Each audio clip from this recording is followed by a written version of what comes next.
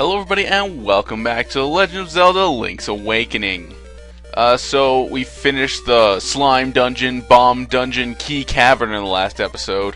So in this episode we are going to progress. Hoot! How many instruments have you gotten so far? When you play the instruments in front of the egg, the windfish will wake and you will leave this island. Now you must hasten to the Yarna Desert. The dark, monstrous inhabitants of the sand will show you the way. Hoot hoot!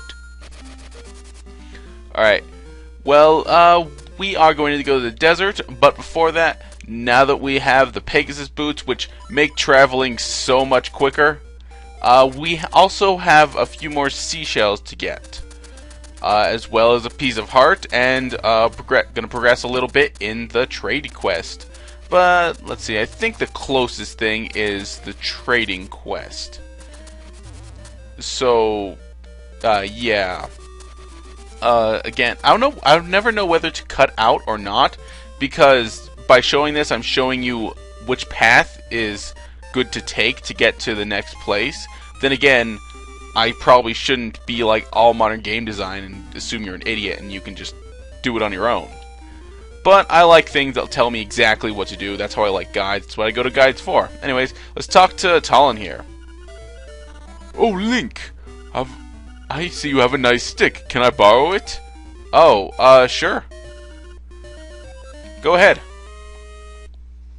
Alright, so he's gonna use the stick to knock down this hornet's nest, but oh no, we didn't anticipate that hitting a hornet's nest with a giant stick would be a bad idea. Oh well, now we've got an empty honeycomb.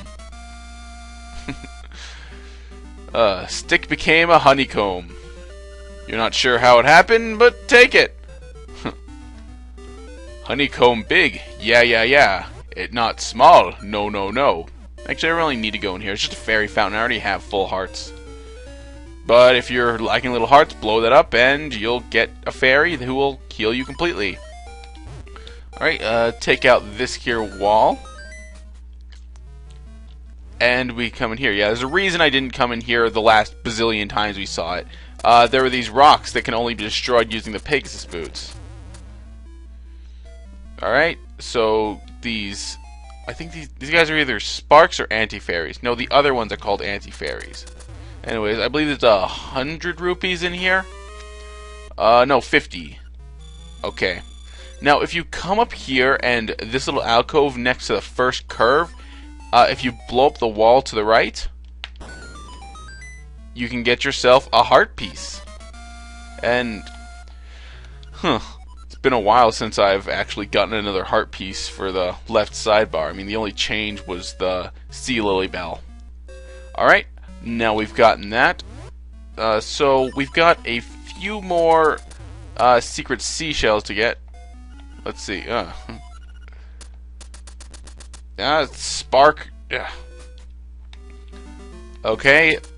So the next secret seashell. Let's see here. Yes. It's actually by Tail Cave. Now, if you remember, Tail Cave is south of Maple Village. So, you're going to want to go this way. And now that we have the Pegasus boots, it should be a pretty easy trip. Yeah. So, yeah. I'm thinking I'm going to get this seashell, and then I'm going to get another thing that I was planning to get in this episode. And then the third seashell, and then we'll be good. How many seashells do I have right now? 12? Alright, getting close to the goal of 20. Alright, so this place next to Tail Cave, this is Tail Cave, the screen right to the left of it, you hit the tree, and there is another seashell, seashell number 13. Something good is bound to happen, of course. Use my Rock's Feather as a shortcut back, go back to my Pegasus boots, because they are what are useful. Oh, the Pegasus boots. Again, this is another 2D Zelda item that I want to see make a return in 3D Zelda. I want to see how they would do it. I kind of expected, like in Skyward Sword, you know how Link can run? I kind of expected he would just walk normally and he would run if you had the Pegasus boots and then be like unlimited or something. I don't know. Anyways, here's a little cave. Now we have the Pegasus boots. This opens up to us. Well, we could have done this technically before. We come in here and we jump in the bed and we go into the dream dungeon. Let's see. Okay. So this place is full of mimics and cracked floors. A good way to take out a mimic is to charge up your sword and attack. Usually mimics will drop hearts, so don't be afraid to take a little bit of damage. But you got to be wary because you do not want to stay on one of those cracked walls or one of those cracked floors for too long, because you will fall through and take some damage.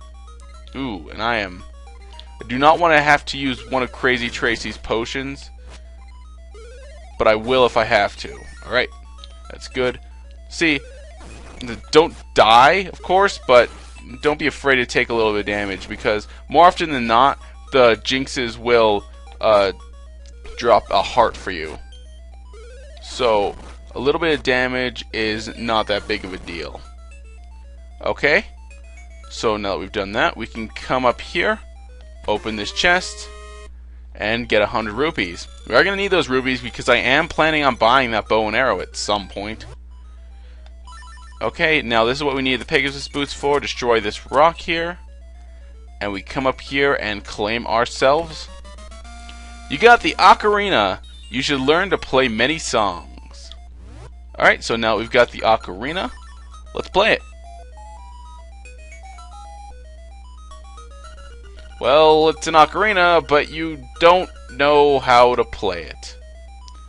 Well, technically Link does know how to play it, because he doesn't take any ocarina lessons throughout this game, but he just doesn't know any songs. It's like when you whistle a tune, and you just don't have a tune, so you're just it shows like...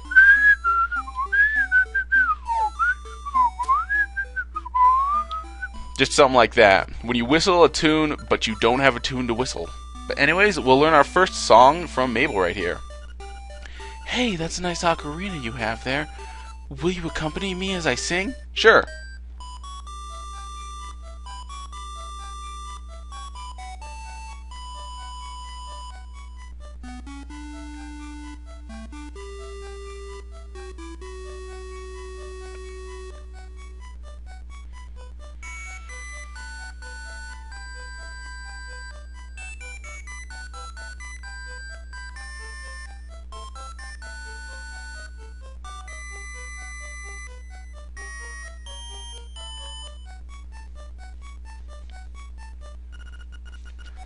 So how do you like it? It's really touching, isn't it? Does it stick in your mind? Sure does. And we've learned the Ballad of the Windfish. This song will always remain in your heart. Please remember this song. You should play it every once in a while to keep it fresh in your mind. Now, this song will be important a little bit later, but for now, it's just a neat thing if you want to play the Ballad of the Windfish, which this game is all about, getting the instruments to wake the windfish from his slumber. The windfish.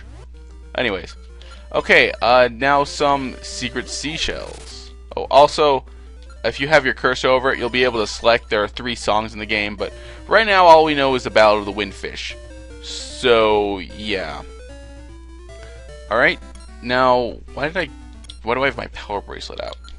Yeah, the Pegasus boots are one of the most used items in the entire game after you get them, because they just allow you to move so quickly. Now, there are some secret seashells that I want to get, but I'm not totally sure if I'm going the right way. But I'm sure I'll run into them eventually. Let's see, is it this way and up here? Yes, I think okay, not right here. We are trying to find a... No, wait. This is wrong. Okay, you know what? I'll cut to when I find it. Well, this isn't precisely what I was looking for, but I suppose it will do. If you come down here, you can break some of these and get to the other side, allowing you access to this part of the world. And I am just going to grab a secret seashell here and then run on back for another secret seashell. But and be careful, because there are a lot of enemies here, and they will do a lot of damage to you. So yeah. Alright, talk to this guy. Secrets are like water when it comes to bridges. Alright, so if you dig right next to him, you will reveal another secret seashell. That's good. Alright, now there's one next to a phone house, so I'm going to go and find that. Alright, this is where you should be. It's just south of these rocks, right to the entrance of Maple Village. Can't believe I couldn't find it before. But you just have to charge at this tree, and you'll get yourself a nice seashell. Alright, well, we got the ocarina and a few collectibles, so I think I'll leave it off here.